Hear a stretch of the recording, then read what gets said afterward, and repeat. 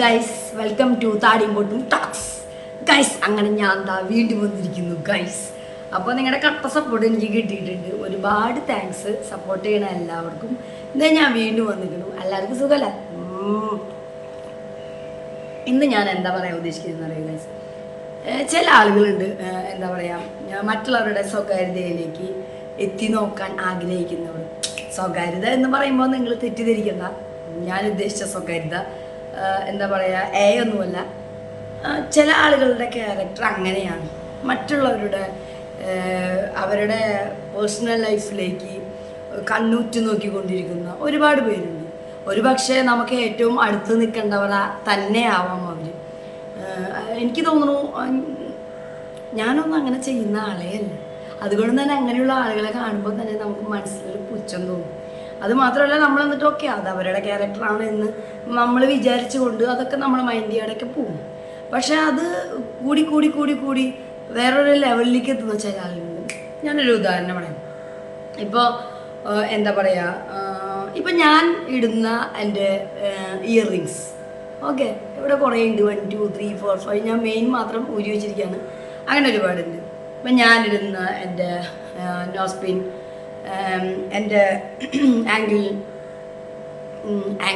Necklace, പിന്നെ എന്താ പറയുക, അല്ലെങ്കിൽ റിങ്സ്, അല്ലെങ്കിൽ അങ്ങനെ എൻ്റെ അങ്ങനെയൊക്കെ ഒരുപാട് പേര് നോക്കുന്നുണ്ടാവാം, ഒരുപാട് പേര് ചെയ്യുന്നുണ്ടാവാം. ഞാനൊരു ഉദാഹരണം പറയാണ്.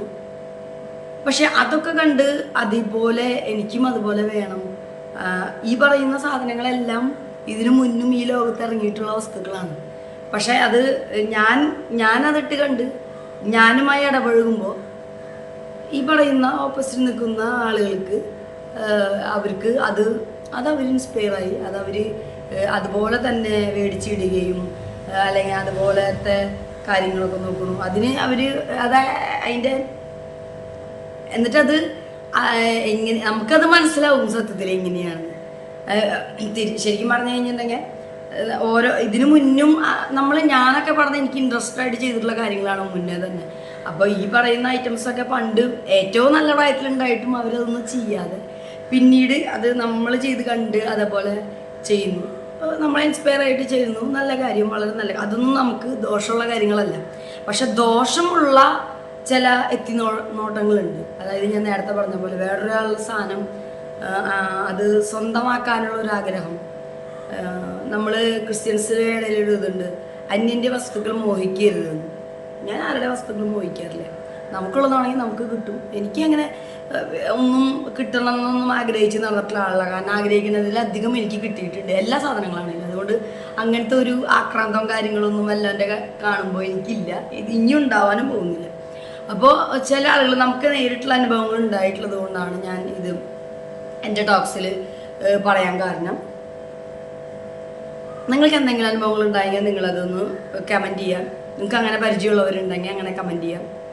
ഇപ്പോൾ നമ്മൾ ഒരു സ്ഥലത്തേക്ക് പോകുന്നു, അല്ലെങ്കിൽ നമ്മുടെ ഓഫ് കോഴ്സ് നമ്മുടെ ലഗേജും കാര്യങ്ങളൊക്കെ ഉണ്ടാവുമല്ലോ. അപ്പോൾ നമ്മളൊരു സ്ഥലത്തേക്ക് പോകുമ്പോൾ നിങ്ങളാണെങ്കിൽ വേറൊരാളുകളുടെ വസ്തുക്കൾ, അവരുടെ ബാഗ്, അല്ലെങ്കിൽ അവരുടെ റൂമിലിരിക്കുന്ന മറ്റു വസ്തുക്കൾ, അല്ലെങ്കിൽ അവരുടെ കിച്ചണിലെ വസ്തുക്കൾ, അല്ലെങ്കിൽ എന്തോ ആവട്ടെ, വേറൊരു സ്ഥലത്ത് പോയി കഴിഞ്ഞാൽ നിങ്ങൾ ഓടിപ്പോയിട്ട് അതെല്ലാം അവരില്ലാത്തപ്പോൾ അത് മുഴുവൻ തപ്പിത്തരഞ്ഞ് എന്തൊക്കെയാണെന്ന് നോക്കുക.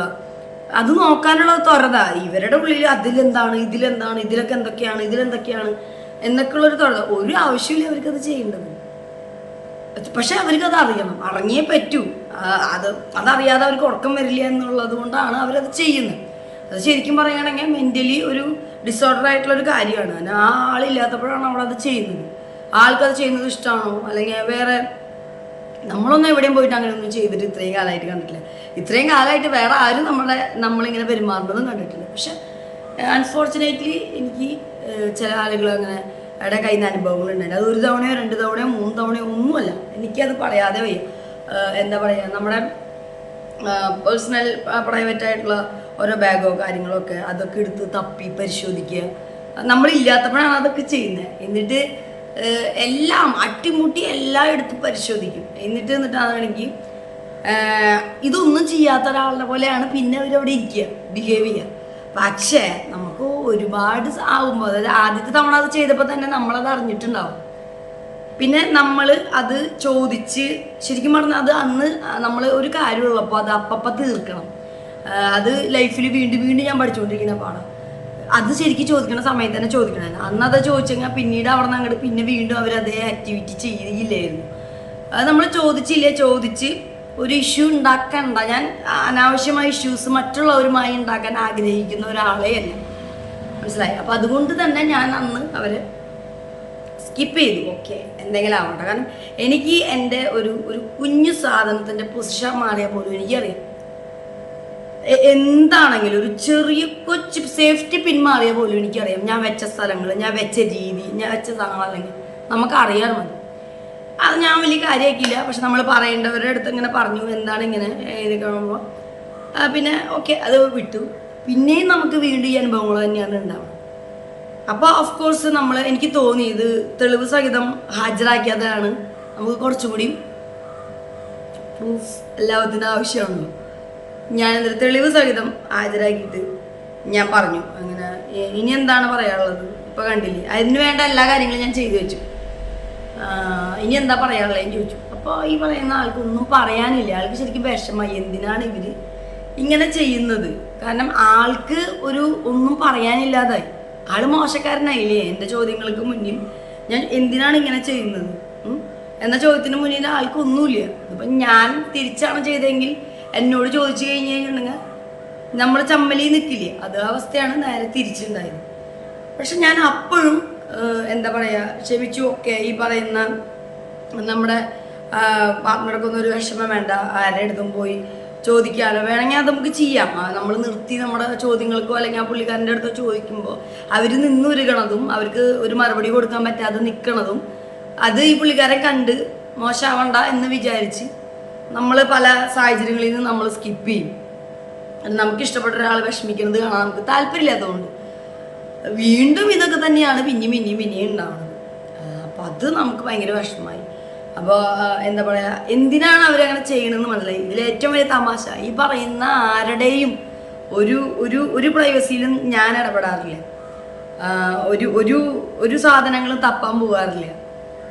അതെന്താ ഇതെന്താ ഏതാണ് അതാണ് ഒന്നും ചകയാൻ പോകാറില്ല. ഒന്നും പറയാറില്ല, ചെയ്യാറില്ല, ഒന്നും ചെയ്യാറില്ല. ഇത്രയും കാലമായിട്ട് ഞാൻ ചെയ്തിട്ടില്ല.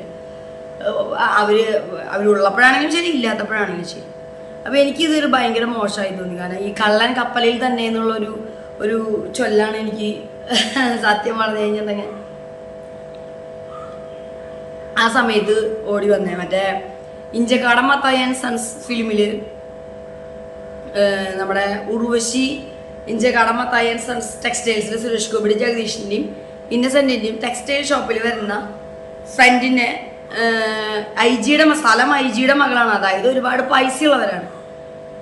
അപ്പോൾ ആ ഫിലിമിലത്തേട്ടാ. പക്ഷെ അവൾക്ക് കട്ടില്ലെങ്കിൽ ഉറക്കം വരില്ല. വെറും 80 രൂപയുടെ അല്ലെങ്കിൽ 60 രൂപയുടെ ഒരു ബ്ലൗസ് പീസ് വെറുതെ ഇങ്ങനെ എടുത്തിട്ട് ബാഗിൻ്റെ ഉള്ളിൽ വെച്ച് അടിച്ചു മാറ്റി. അതായത് ഈ പടത്തിൽ കാണിക്കുന്നുണ്ട്. പക്ഷെ അത് ജഗദീഷ് കൈയോടെ പിടിച്ചു കഴിഞ്ഞപ്പോൾ കൂടെ വന്ന ബാക്കി ഉർവശി അടക്കം എല്ലാവരും ചമ്മിപ്പോയി.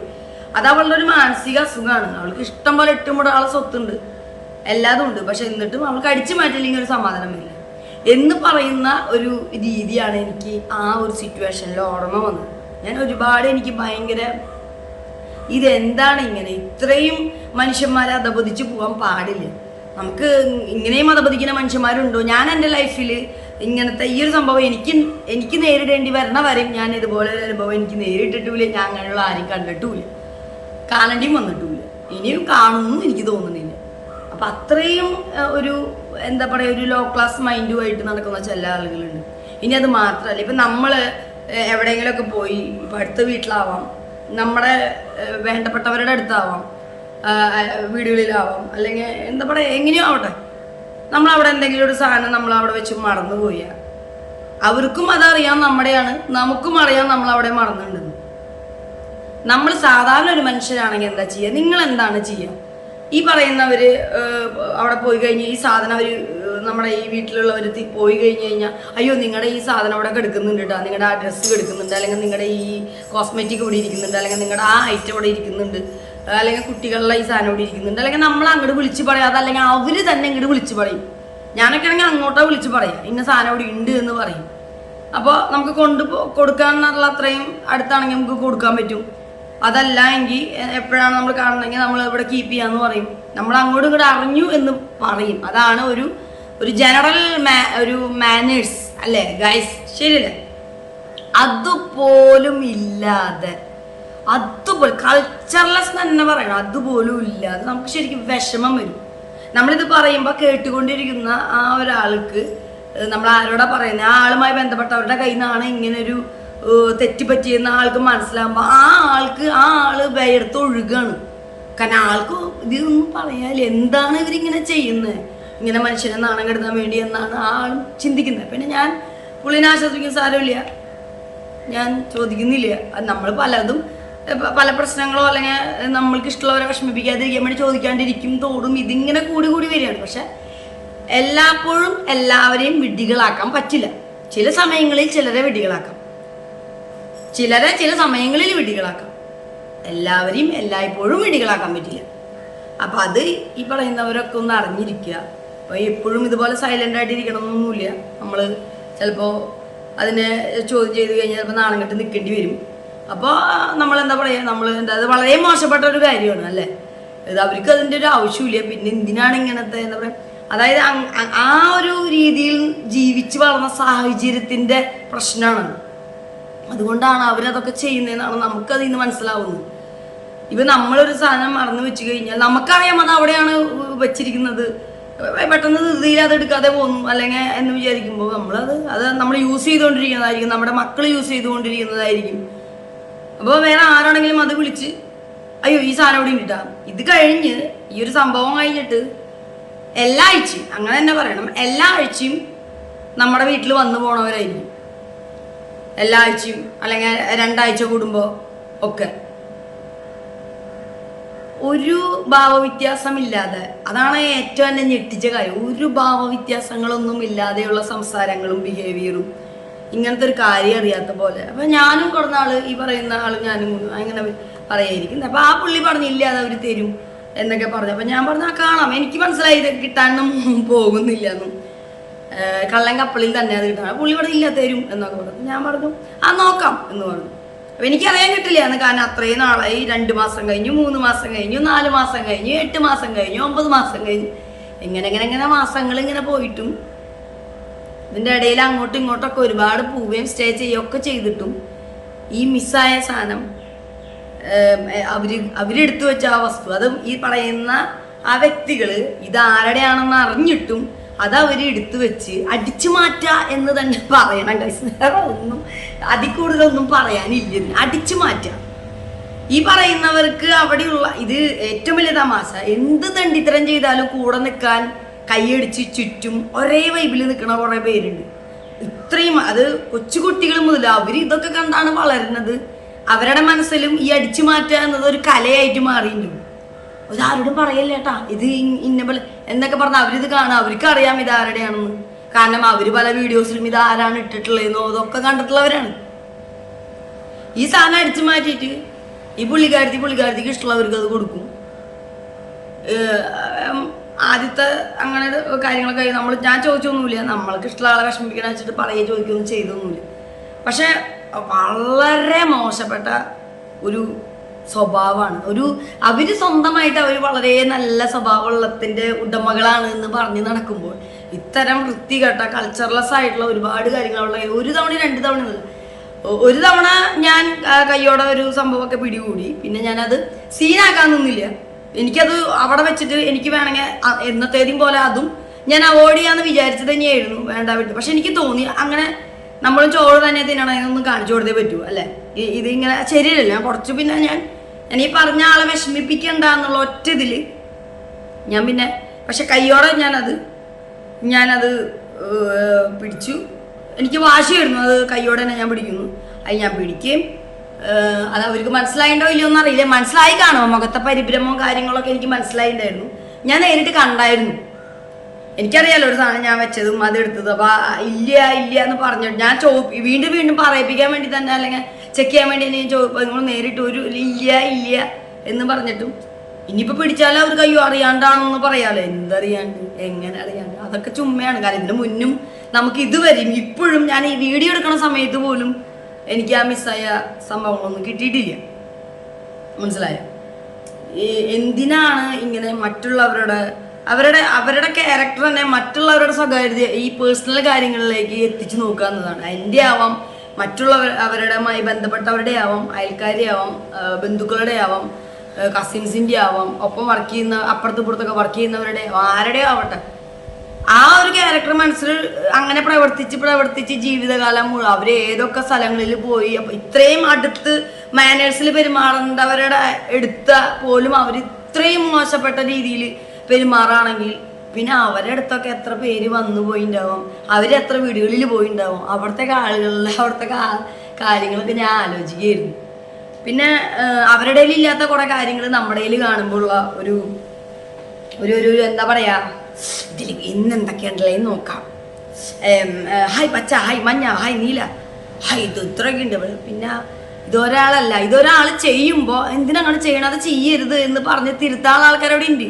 അവരും അത് ചെയ്യില്ല, അവരും അതിന് സപ്പോർട്ടാണ്. അതാണ് ഏറ്റവും തമാശ. ഫസ്റ്റ് നമുക്കിതുപോലെ ഉണ്ടായ ഒരു അനുഭവം 8 മാസത്തോളമായിട്ടും ആ സാധനം തിരിച്ചു കിട്ടാണ്ടായി കൊടുക്കുക. ഞാൻ തന്നെ പോയിട്ട് അത് എനിക്ക് ഭയങ്കര വിഷമം. പിന്നീട് അത് നമുക്ക് തിരിച്ചു കിട്ടുമ്പോൾ അത് യൂസ് ചെയ്യാൻ പറ്റാത്ത രീതിയിലാണ് കിട്ടിക്കുന്നത്. അതവിടെ അവർക്ക് വേണ്ടപ്പെട്ട ഒരാൾക്ക് അത് കൊടുത്ത് യൂസ് ചെയ്യിച്ചിട്ട് ഒരു പരിപാടി വെച്ചിട്ടുണ്ടായിരുന്നു. എന്താ പറയാ, എന്താണ് ഇങ്ങനെയുള്ള ആളുകളുമുണ്ട് ഗൈസ്, ഇങ്ങനെയുള്ള ആളുകളുമുണ്ട് ലോകത്ത്. പക്ഷെ അവർ മാന്യതയുടെ മുഖംമൂടിയൊക്കെ ഇട്ട് വളരെ നീറ്റായിട്ട് നടക്കുന്നുണ്ടാവും. പക്ഷെ ഇതുപോലത്തെ ഇത്രയും മോശപ്പെട്ട കാര്യങ്ങളൊക്കെ കയ്യിലിരിപ്പും കാര്യങ്ങളൊക്കെ ചെയ്തിട്ടും നമ്മൾക്ക് കുറച്ച് മാന്യത ഉള്ളത് കൊണ്ട് നമ്മൾ ഇത്ര നാൾ അതൊന്നും നേരിട്ട് ഒരു ഇഷ്യൂ ആക്കാൻ നിന്നില്ല. വെറുതെ ഇഷ്യൂ ആക്കണ്ട. അപ്പോൾ പിന്നെ അവരും ഞാനും തമ്മിലൊരു വ്യത്യാസം. പക്ഷെ ഇനി അങ്ങനെ എന്തെങ്കിലും ഒരു അനുഭവം എനിക്ക് ഉണ്ടായ അത് ഞാൻ പറഞ്ഞിട്ടുണ്ട്. ഞാനത് കയ്യോടെ എന്താ പറയുക, ചിലപ്പോൾ ലൈവായിട്ട് തന്നെ ഇടും, ചിലപ്പോൾ എൻ്റെ ഒരു ഇത് വെച്ചിട്ട്. അത്രയും എനിക്ക് എൻ്റെ ജീവിതത്തിൽ ഇത്രയും കാലത്തിൻ്റെ ഇടയിൽ ഇത്രയും മോശപ്പെട്ട അനുഭവങ്ങൾ എനിക്ക് കിട്ടുന്നത് ഈ പറയുന്ന വ്യക്തികളിൽ നിന്നൊക്കെയാണ്. അതുവരെ ഞാൻ ഇങ്ങനത്തെ ഒന്നും നേരിടേണ്ടി വന്നിട്ടില്ല. അപ്പോൾ കള്ളന്മാർ കപ്പലിൽ തന്നെയാണ്. പല വീടുകളിലും നമുക്ക് വേണ്ടപ്പെട്ടവർ തന്നെയാവും. ഇന്നത്തെ കാലത്ത് എന്താ പറയുക, ഒരാളെ പോലും വിശ്വസിക്കാൻ പാടില്ല, ഒരാളെ പോലും. ഇപ്പോൾ ഒരു വീട്ടിൽ പേരൻസ്, മക്കള് എല്ലാവരും ഉണ്ട്. ആ വീട്ടിലെ ഒരു ആൻറ്റി എന്താ പറയുക, അവനൊരു പ്രായപൂർത്തിയായ സമയത്ത് അല്ലെങ്കിൽ ജോലിക്ക് പോകാൻ തുടങ്ങിയ കാലം തൊട്ട് ഓരോ ആൺകുട്ടികൾക്കും അവർ ജോലി കിട്ടുന്നു. ചിലപ്പോൾ ആദ്യത്തെ കാലത്തൊക്കെ കുറച്ച് ശമ്പളമൊക്കെ ആവും കിട്ടുക. ആ ശമ്പളം കിട്ടുന്നത് മുഴുവൻ അവൻ പാരൻസിൻ്റെ കയ്യിൽ കൊടുക്കും. അവന് ചിലപ്പോൾ അതിൽ നിന്ന് വല്ല ഫോൺ റീചാർജിനോ അല്ലെങ്കിൽ എന്തെങ്കിലുമൊക്കെ ആവും എടുക്കുക. ഈ ശരിക്കും പറഞ്ഞു കഴിഞ്ഞപ്പോൾ എൻ്റെ പപ്പയൊക്കെ, എൻ്റെ ചേട്ടൻ 18 വയസ്സുള്ളപ്പോൾ എൻ്റെ ചേട്ടൻ ദുബായിൽ പോയിട്ടുള്ള എന്താ പറയുക, ചേട്ടൻ്റെ പേരിൽ LIC ചേരുക, ചേട്ടൻ്റെ പേരിൽ കുറി ചേരുക, ചേട്ടന് വേണ്ട കാര്യങ്ങൾ ചെയ്യുക, അങ്ങനത്തെ കാര്യങ്ങളൊക്കെ ആയിരുന്നു. കാരണം അവർക്ക് വേണ്ടി അവരുടെ ഫ്യൂച്ചറിലേക്ക് വേണ്ടിയുള്ള കാര്യങ്ങൾ അവർ പാരൻസിനെ ട്രസ്റ്റ് ചെയ്തിട്ടാണ് ഇത് മൊത്തം കൊണ്ട് തന്നെ. വേണമെങ്കിൽ ഒരുപാട് പേരുണ്ട് ഇന്നത്തെ കാലമായതുകൊണ്ട് പാരൻസിനെ ട്രസ്റ്റ് ചെയ്യാതെ അവർ തന്നെ അവർക്ക് വേണ്ട കാര്യങ്ങളൊക്കെ ചെയ്തു വെക്കണവർ. പക്ഷേ എല്ലാവരും അങ്ങനെ ആവുന്നില്ല. ചിലർ പാരൻസിൻ്റെ കയ്യിൽ കൊടുത്ത് അവർ നമുക്ക് വേണ്ട കാര്യങ്ങൾ ചെയ്യുമെന്ന രീതിയിൽ. പിന്നീട് ഈ പറയുന്ന ഒരു പുതിയൊരു ബൈക്ക് പോലും എല്ലാ ആൺകുട്ടികളും ഒരു ജോലി കിട്ടി ആദ്യം ചെയ്യുന്നത് ആൺകുട്ടികളും ലോൺ എടുത്തൊരു ബൈക്ക് മേടിക്കുക, ശമ്പളം കിട്ടുമ്പോൾ ലോൺ കൊണ്ട് ആ ബൈക്ക് അടയ്ക്കുന്നതാണ്. അതുപോലും ചെയ്യാതെ വീട്ടുകാരുടെ ബുദ്ധിമുട്ടുകൾ കണ്ടറിഞ്ഞ് മനസ്സിലാക്കിയ ചില ആൺമക്കളൊക്കെ ഉണ്ടാവും. പക്ഷെ ഒരുപക്ഷെ ഈ പാരൻസ് അവരുടെ മനസ്സ് കാണുന്നുണ്ടാവില്ല. ഈ ആൺമക്കള് ആകെ കൂടി കുറെ കാലം ജോലി കഴിഞ്ഞപ്പോൾ അവർ കൂട്ടുകാരന്മാർ തമ്മിൽ സംസാരിക്കുമ്പോൾ നിനക്ക് എത്ര കുറിയുണ്ട്, അല്ലെങ്കിൽ നീ എന്തെങ്കിലുമൊക്കെ ഡെപ്പോസിറ്റ് ചെയ്തിട്ടുണ്ട് എന്നൊക്കെ ചോദിക്കുമ്പോൾ എനിക്കൊരു കുറിയുമില്ല, ഞാൻ ഒന്നും ചെയ്തിട്ടില്ല, സ്വന്തമായിട്ടൊരു LIC എടുത്തിട്ടില്ല, ഒരു ഡെപ്പോസിറ്റ്സ് ഇല്ല, ഒന്നുമില്ല എന്ന് ഈ കൂട്ടുകാരന്മാരോട് പറയുമ്പോൾ കൂട്ടുകാർ മുഴുവൻ അന്തം വിട്ടിട്ട് ശരിക്കും ഇത്രയും കാലമായിട്ട് ഇതൊന്നും ഇല്ലേ എന്ന്. അപ്പോൾ നീ എന്താ അങ്ങനെ ഒന്നും ചെയ്യാൻ എന്നൊക്കെ ചോദിക്കുമ്പോൾ ഞാൻ ഒരു കുറി ഞാൻ ചേർന്നായിരുന്നു, അത് ഇത്ര ലക്ഷത്തിൻ്റെ കുറിയാണ്, അങ്ങനെയാണ് ഇങ്ങനെയാണെന്ന് കൂട്ടുകാരോടും ഈ പറയുന്ന മകൻ്റെ പാർട്ട്ണറോടൊക്കെ പറഞ്ഞിട്ടുണ്ടാവും. അവരുടെ കസിൻസിനോട് വേണ്ടപ്പെട്ടവരോടൊക്കെ പറഞ്ഞിട്ടുണ്ടാവും. അത്രയും ഒരു സാഹചര്യം വരുമ്പോൾ അത് വിളിച്ചെടുക്കണം, അല്ലെങ്കിൽ അതാണൊരു പ്രതീക്ഷ. എനിക്ക് എന്നൊക്കെ പറഞ്ഞ് എനിക്ക് അതമ്മയാണ് പ്രതീക്ഷ എന്നൊക്കെ നമ്മൾ ഒരുപാട് പേരോട് പറഞ്ഞിട്ടുണ്ടാവാം ഈ പറയുന്ന ഒരു മകൻ. പക്ഷേ അറ്റ്ലീസ്റ്റ് ഇപ്പോൾ അച്ഛനാണെങ്കിലും അമ്മയാണെങ്കിലും മക്കളാണെങ്കിലും ആരാണെങ്കിലും അവരുടെ ഒരു ഈ പറയുന്നവരുടെ ആരുടെ ഒരു കാര്യം എടുക്കുമ്പോഴും കൊടുക്കുമ്പോഴും അത് അവര് അറിയണ്ടേ? അറിയാണ്ടല്ലല്ലോ ചെയ്യണ്ടേ? അവരറിയാതെ ചെയ്യണത് കള്ളത്തരം കാണിക്കില്ലല്ലേ അറ്റ്ലീസ്റ്റ്. ഇത് ഇങ്ങനൊരു കാര്യം അവിടെ ഉണ്ട് എന്നറിഞ്ഞ് ഒരു ഭയങ്കരമായിട്ട് ഫിനാൻഷ്യലി തകർന്നിരുന്ന ഒരു സമയത്ത്, ഒരു ജോബ് പോലും ഇല്ലാതിരുന്ന ഒരു സമയത്ത് ഈ ഒരു കാര്യം ഞാൻ എടുക്കത്തെ കുറച്ച് കടങ്ങളും കാര്യങ്ങളൊക്കെ സെറ്റാക്കാം, കുറച്ച് നാൾ പിടിച്ചിക്കാം എന്ന് പറഞ്ഞ് കൂട്ടുകാരോടും നമ്മളുടെ അടുത്ത് പാർട്ട്ണറുടെ അടുത്തൊക്കെ പറഞ്ഞ് ഒരു മനസമാധാനം സ്വന്തമായിട്ട് കണ്ട് അതും വീട്ടുകാരെയാണ് ഏൽപ്പിച്ചത്. അത് സ്വന്തമായിട്ട് അന്ന് ചെയ്തെങ്കിൽ ഈ വക ചതികളൊന്നും വരില്ലായിരുന്നു. പലർക്കും പറ്റിയിട്ടുണ്ടാവാം. പക്ഷെ ഇന്നത്തെ കാലത്തെ ചെക്കന്മാരൊക്കെ ഇത്രയ്ക്ക് മണ്ടന്മാരായിട്ടൊന്നും നടക്കില്ല. അവർക്ക് സ്വന്തമായിട്ട് കൂടി ചേരാനും അവർക്ക് സ്വന്തമായിട്ട് നടക്കാനും അങ്ങനത്തെ കാര്യങ്ങളൊക്കെ അറിയാം.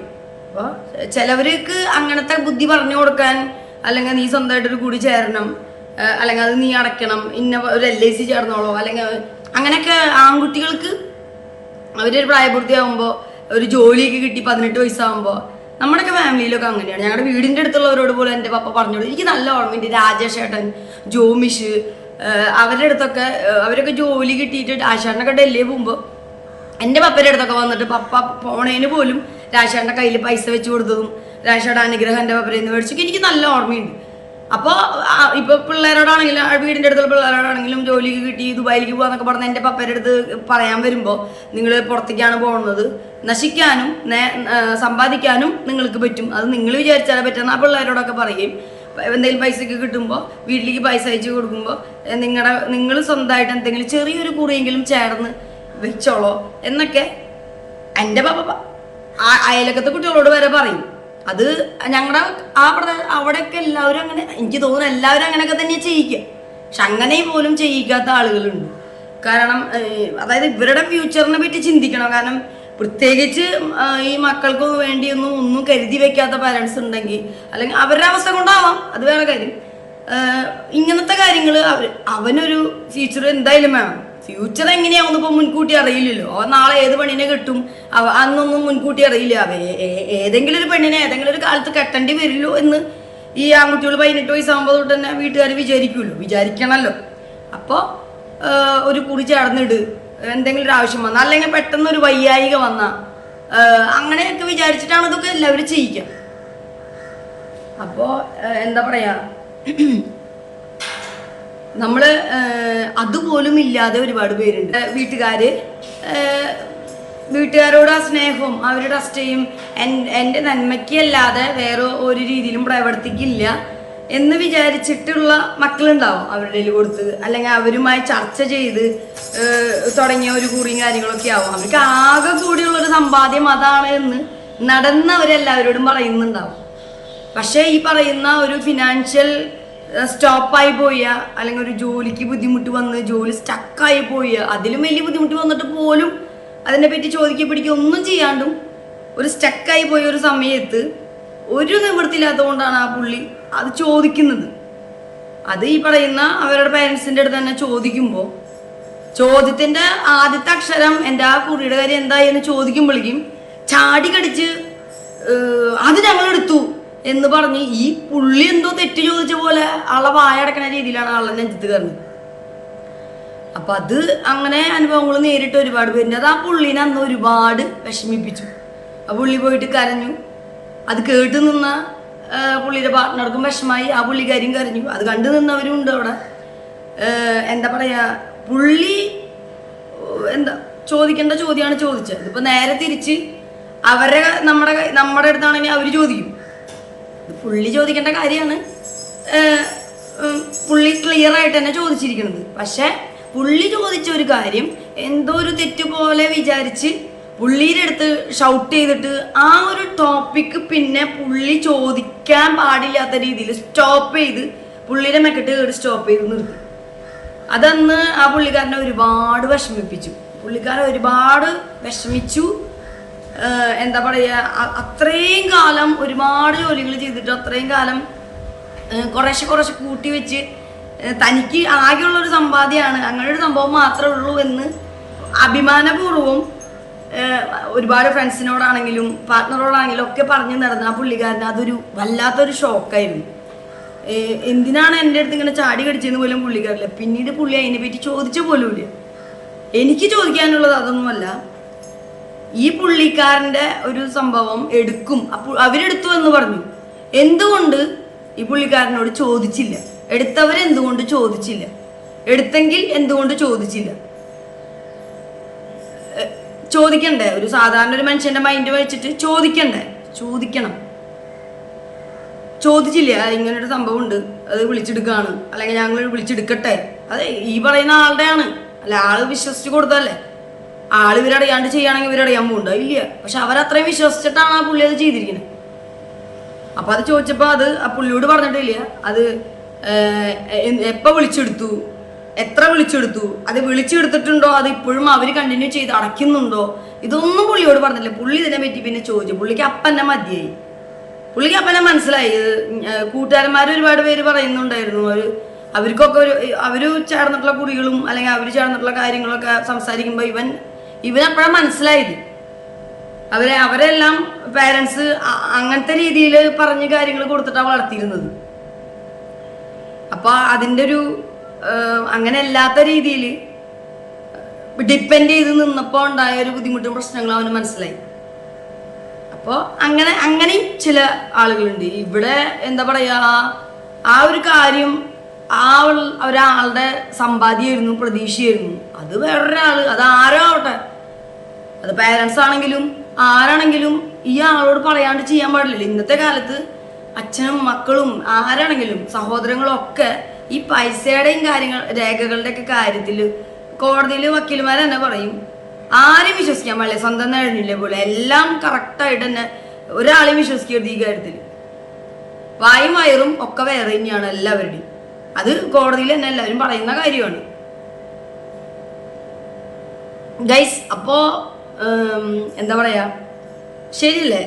അത് ഒരു തരം നമുക്ക് അന്യരാണെങ്കിൽ നമ്മൾ അതിനൊരു പേരിട്ട് വിളിക്കും. നമുക്കൊരു കേസ് കൊടുക്കുമായിരുന്നു, അയ്യോ എൻ്റെ ഈ സാധനം അടിച്ചു മാറ്റിയെടുത്തു, ഞാൻ എത്ര നാൾ വെച്ച ഈ ടി വിയിലൊക്കെ കണ്ടിട്ടില്ലേ, കുറി ഞാൻ വെച്ചത് ചതിച്ചു, കുറി എന്നെ ചതിച്ചു, കുറിക്കാരൻ അടച്ചുപൂട്ടി പോയി, അല്ലെങ്കിൽ ചതിച്ചു, പൈസ തന്നില്ലേ ചോദിച്ചപ്പോന്നൊക്കെ. നമുക്ക് വേണ്ടപ്പെട്ടവരുടെ സൈഡിൽ തന്നെ ആവുമ്പോൾ അവർക്കറിയാം അവരുടെ മോനിപ്പോൾ അവരങ്ങനെ വായ അടയ്ക്കുന്ന പോലെ രീതിയിൽ എന്തെങ്കിലും പറഞ്ഞാൽ പിന്നെ തിരിച്ച് ചോദിക്കില്ലേ അവൻ എന്ന് പണ്ട് തൊട്ടേ അങ്ങനെ വളർത്തി നിർത്തിയത് കൊണ്ട് അവർ രക്ഷപ്പെട്ടു. അതിന് വേണ്ടിയായിരിക്കാം അങ്ങനെ പാകപ്പെടുത്തി വളർത്തിയില്ലാവുക. പക്ഷെ ഈ പുള്ളിക്കാരന് അത് മാനസികമായിട്ട് ഒരുപാട് വിഷമങ്ങൾ കൊടുത്തു, ഒരുപാട് കടം വന്നു. പിന്നീട് അത് തീർക്കാൻ നടക്കലായി ബാക്കിയുള്ളവരോടൊക്കെ പണി. അപ്പൊ ഇതൊക്കെ നമുക്ക് നേരിട്ട് അറിയാവുന്ന കേസുകളാണ്. ഈ പറയുന്നവര് എന്നിട്ട് ഈ പുള്ളിക്കാരൻ്റെ ഈ പറയുന്ന ആകെ ഉണ്ടായിരുന്ന സംഭവങ്ങളും കാര്യങ്ങളെ പറ്റി ഒരു കാര്യങ്ങളോ ഡീറ്റെയിലോ ഇത് അവർ ചെയ്തു കഴിഞ്ഞിട്ടും പറഞ്ഞിട്ടില്ല, ഒന്നും പറഞ്ഞിട്ടില്ല. എന്നിട്ടും കൂടെ അവര് തിരിച്ച് ഈ പറയുന്ന ഒരു കണക്ക് പറച്ചിലുകളൊക്കെ ഉണ്ട്. അതിനേക്കാൾ ഞാൻ നേരത്തെ പറഞ്ഞൊരു കാര്യമില്ല, അതിനേക്കാൾ വളരെ മോശമാണ് ഗൈസ്. കാരണം ഈ പുള്ളിക്കാരൻ അപ്പോഴും ഒരു കണക്ക് പറച്ചിലിനോ വർത്താനം പറയാൻ ആ സാഹചര്യത്തിൽ വേറെ ആരാണെങ്കിലും കയറി പ്രശ്നം ഉണ്ടാക്കിയും പ്രോബ്ലം ഉണ്ടാക്കിയും വേറെ ആരുടെ പാർട്ട്ണറാണെങ്കിലും അത് ഒരു പ്രശ്നത്തിൽ തന്നെ ചെന്ന് കലാശിക്കുള്ളൂ.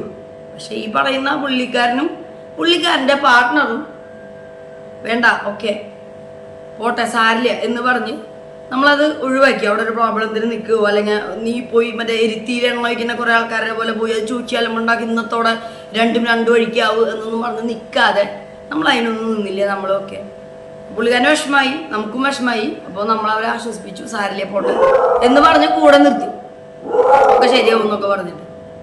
ഈ പറയുന്നവര് ഈ പുള്ളിക്കാരന് അന്ന് മുതൽ ഇന്ന് വരെയും 1 രൂപ സമ്പാദ്യങ്ങളില്ല, ഒന്നുമില്ല, ഉണ്ടാക്കാനും പറ്റിയിട്ടില്ല. ആകെ ഉണ്ടായിരുന്നത് അതായിരുന്നു പ്രതീക്ഷ, പറ്റിയിട്ടില്ല. ഇതിലേറ്റവും വലിയൊരു തമാശ, ഈ ഓപ്പോസിറ്റ് നിൽക്കുന്ന ഈ ആളുകൾ അവർക്ക് വേണ്ട രീതിയിലുള്ള എല്ലാ ഫണ്ട്സും, അതായത് അവർക്ക് വേണ്ട രീതിയിലുള്ള എല്ലാ കുറികൾ, അവരുടെ സേഫ്റ്റി, ഫ്യൂച്ചർ സേഫ്റ്റിക്ക് ജീവിതത്തിൻ്റെ മുക്കാലോളം കഴിഞ്ഞവരാണ്. എന്നിട്ടും അവരുടെ ഫ്യൂച്ചർ സേഫ്റ്റിക്ക് വേണ്ടിയിട്ട് അവരൊരുപാട് കുറികൾ, ഒരുപാട് ഡെപ്പോസിറ്റ്സ്, അവർക്ക് വേണ്ട എല്ലാ സേഫ്റ്റിക്ക് വേണ്ട കാര്യങ്ങൾ അവർ ചെയ്തു വെച്ചിട്ടുണ്ടെന്നതാണ് ഇതിലെ ഏറ്റവും എന്താ പറയുക ഒരു വിഷമം. ശരിക്കും പറഞ്ഞാൽ നമ്മൾ വായോണ്ട് പറയില്ലേ, എന്നിട്ട് അവര് കൂടുതൽ സങ്കടങ്ങളും കാര്യങ്ങളും അവര് ഉരല് മദ്ദളത്തിനോട് പറയണ പോലെ അവര് പറയാണ്. സത്യത്തില് ഉരല് സേഫാണ്, മദ്ദളാണ് പെട്ടിട്ടിരിക്കുന്നത്. മദ്ദളം വെറുതെ പറയല് മാത്രമല്ല, പറയണ പോലെ തന്നെയാണ് മദ്ദളത്തിന്റെ ലൈഫ്. മദ്ദളത്തിന് ഒരു എന്താ പറയാ ഒരു സമ്പാദ്യങ്ങളോ കാര്യങ്ങളോ ഒന്നുമില്ല. ഉരലിന് വേണ്ട സാധനങ്ങളെല്ലാം അവിടെ സേഫാക്കി കാര്യങ്ങളൊക്കെ നന്നായി കരുനീക്കി അതിന് ഡയറക്ഷൻ കൊടുക്കാനും ഐഡിയകൾ കൊടുക്കാനും അവർക്ക് ചുറ്റും ആളുകളും ഉണ്ട്, അതനുസരിച്ച് പോകുന്നു. അപ്പോൾ ഇതും ഒരു തരത്തിൽ എന്താ പറയുക, ഞാൻ നേരത്തെ പറഞ്ഞ പോലത്തെ ഒരു വളരെയധികം നെഗറ്റിവിറ്റി ചില ആളുകളിൽ ഉള്ള ഒരു ക്യാരക്ടറിൻ്റെ ഭാഗങ്ങളാണ്. ഇതിൽ നിങ്ങൾക്ക് തന്നെ വ്യക്തമായിട്ട് ആലോചിച്ചാൽ അറിയാം ഇതിൽ ആരുടെ ഭാഗത്താണ് ശരി, ആരുടെ ഭാഗത്താണ് തെറ്റ്, അവര് അങ്ങനെ ചെയ്യാൻ പാടുണ്ടായിരുന്നോ, അത് അങ്ങനെയൊക്കെ നിങ്ങൾക്ക് വിചാരിച്ചു കഴിഞ്ഞാൽ മനസ്സിലാവും. അപ്പോൾ ഇങ്ങനെയും ചില ആളുകളൊക്കെ ഉണ്ട്, മറ്റുള്ളവരുടെ മുമ്പിൽ വളരെ മാന്യരായി നടന്ന് പക്ഷെ ഉള്ളിൽ ഒരുപാട് എന്താ പറയാ ഇതുപോലത്തെ ഒരുപാട് കാര്യങ്ങളൊക്കെ കൊണ്ട് നടന്ന് മറ്റുള്ള എല്ലാവർക്കും ചുറ്റുമുള്ള എല്ലാവരുടെ മേലും പഴിച്ചാരി കുറ്റങ്ങൾ കണ്ടെത്തി അവരൊക്കെ വളരെ നല്ലവരായി ഇതുവരെ ഒരു തെറ്റും കുറ്റവും ചെയ്യാത്തവരുടെ പോലെ നടക്കുന്ന ഒരുപാട് പേരുണ്ട്. അപ്പോൾ എനിക്കൊക്കെ അവരോട് പറയാനുള്ളത്, നമ്മളും ഈ ലോകത്ത് ജീവിക്കുന്നവരാണ്, നമ്മളും ചോറൊക്കെ നിന്നവരാണ്, നമുക്കും ഈ പറയുന്ന സങ്കടങ്ങളും വിഷമങ്ങളും ഉണ്ട്, കാര്യങ്ങൾ മനസ്സിലാക്കാനുള്ള ബുദ്ധിയുണ്ട്.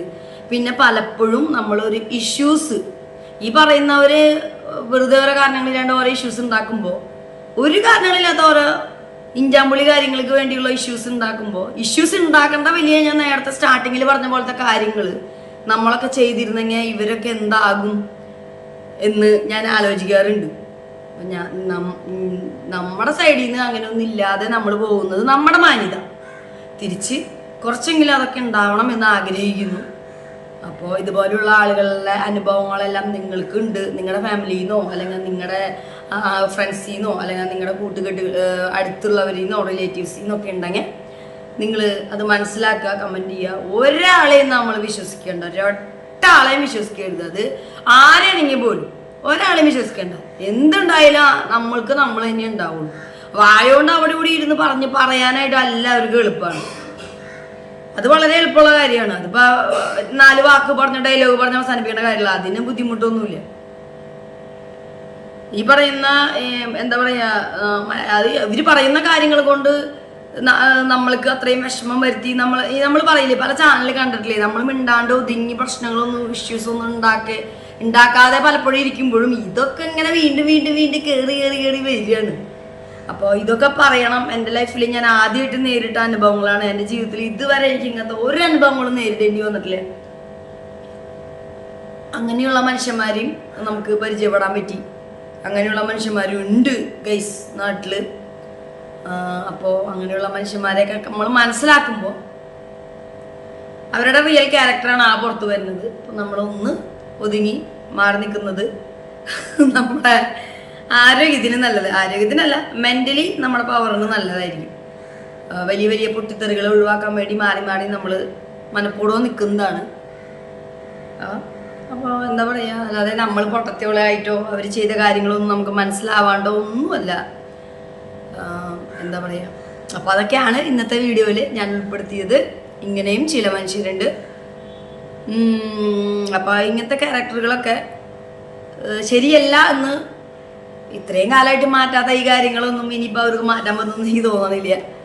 പക്ഷെ എന്നാലും നമ്മൾ പറയാണ്, നമ്മൾക്ക് ശരിയല്ലാത്ത കാര്യങ്ങൾ മാറ്റാൻ ശ്രമിക്കുക. അല്ലെങ്കിൽ നിങ്ങളുടെ കൂടെ ഇരിക്കുന്ന ആ ചെറിയ മക്കൾ പോലും ഇതേ കാര്യങ്ങളും ഇതേ കള്ളത്തരങ്ങളും പറഞ്ഞും കാണിച്ചും കൊടുത്ത് അത് പറയരുത്, അവരോട് ഇത് പറയരുത്, ഇങ്ങനെ ചെയ്യണം അങ്ങനെ ചോദിച്ചാൽ ഇങ്ങനെ പറയണം എന്നൊക്കെ പറഞ്ഞ് പഠിപ്പിച്ച് തത്ത പറയും പോലെ പഠിപ്പിക്കുമ്പോൾ ആ കുട്ടികൾ നല്ല ഇന്റർനാഷണൽ കള്ളന്മാരായിട്ടും കള്ളത്തരവും പഠിച്ചുകൊണ്ടാണ് വരുന്നത് എന്ന് നിങ്ങൾ മറക്കരുത്. ഈ കുട്ടികൾ ഇവിടെ നിന്ന് പോയി അപ്പുറത്ത് പറയുന്നത് വേറെയാണ്, അപ്പുറത്ത് പോയി ഇപ്പുറത്ത് പറയുന്നത് വേറെയാണ്. 2 ഐസ്ക്രീം മേടിച്ചു കൊടുത്താലോ 2 ലേസ് മേടിച്ചു കൊടുത്താലോ അവരുടെ വായന്നുള്ള തത്ത പറയുന്ന പോലെ സാധനങ്ങൾ അവർ പറഞ്ഞു തരും. അപ്പോൾ അതൊക്കെ ഒന്ന് ശ്രദ്ധിക്കുക. അപ്പോൾ ഇത്രയുള്ള ഇന്നത്തെ ഒരു വീഡിയോ. അപ്പം നമ്മുടെ പുതിയ ചാനൽ താടിയും പൊട്ടും ടോക്സ് നിങ്ങൾക്ക് ഇഷ്ടപ്പെട്ടെങ്കിൽ സബ്സ്ക്രൈബ് ചെയ്യുക, ലൈക്ക് ചെയ്യുക, കമൻറ്റ് ചെയ്യുക, ബെൽ ബട്ടൺ അടിച്ചു കഴിഞ്ഞാൽ ഞാൻ വിടുന്ന ഷോർട്സ് ആണെങ്കിലും ടോക്സ് ആണെങ്കിലും എല്ലാം നിങ്ങൾക്ക് നോട്ടിഫിക്കേഷൻസ് വരും. പിന്നെ എന്താ പറയുക, നമ്മുടെ ഇൻസ്റ്റാ പേജ് ഫേസ്ബുക്ക് താടിയും പൊട്ടും ഒഫീഷ്യൽ ഫോളോ ചെയ്യുക. താടിയും പൊട്ടും ഫാൻ ഗേൾ ഉണ്ട്. പിന്നെ എന്താണ് നമ്മുടെ വാട്സപ്പ് ചാനലിൽ ജോയിൻ ചെയ്യണമെങ്കിൽ ചെയ്യാം. അപ്പോൾ ഇത്രയുള്ള ഒന്നത് നമ്മുടെ വീഡിയോ. അപ്പോൾ ഇനി നല്ലൊരു ടോക്കായിട്ട് ഇനി വരുമ്പോഴേക്കും താടിയും പൊട്ടും ടോക്സ്. ബൈ.